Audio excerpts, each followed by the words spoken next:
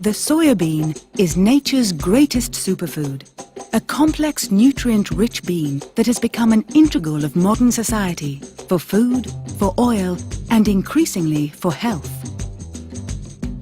The first recorded cultivation of the soybean was in a Chinese farming manual more than 2,000 years ago.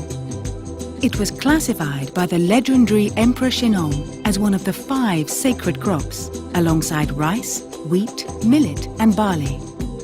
Fermented beans were first used to make soy sauce, but as early as 82 AD, there is mention of soy milk being created by pressing the beans.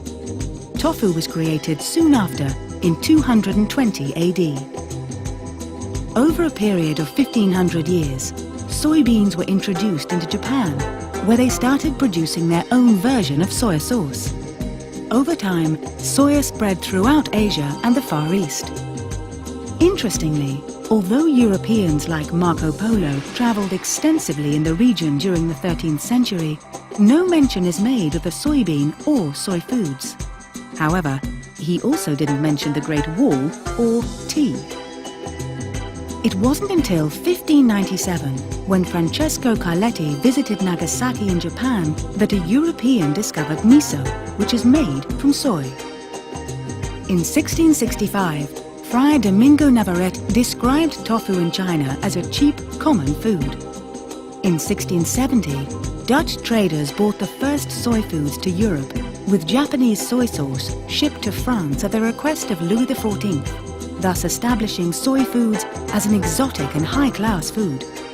However, there was still very little understanding of how soy sauce was made, or of its connection to the soya bean.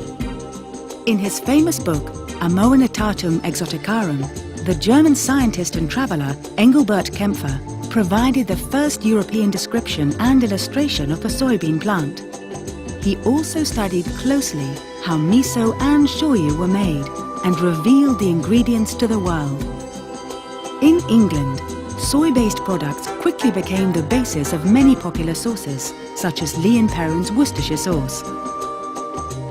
Research on the chemical and nutritional composition of soybeans began across the globe, creating greater understanding of the potential of the soybean and soy foods.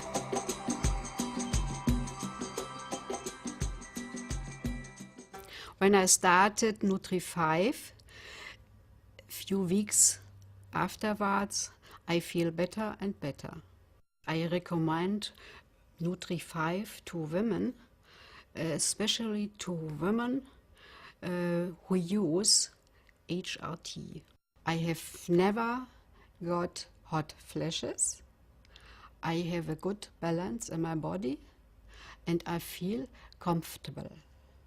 I always had very high cholesterol. I started taking Nutri5. After 4 weeks I went to my doctor and my cholesterol was normal. I don't need any medication anymore.